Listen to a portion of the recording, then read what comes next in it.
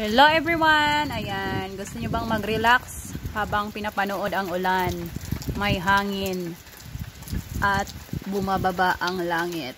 Yan guys, ganito kaganda ang ating probinsya diri sa Muanga Balay.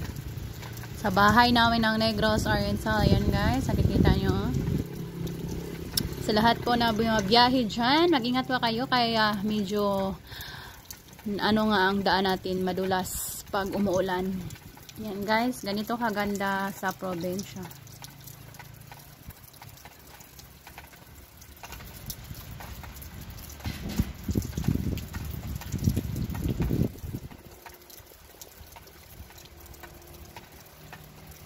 Ganda, 'di ba? Minsan nakaka-relax din ang ulan, minsan naman hindi. Depende sa klase ng ulan, 'di ba? Yan, itong ganito lang nakaka-relax dahil hindi siya masyadong malakas.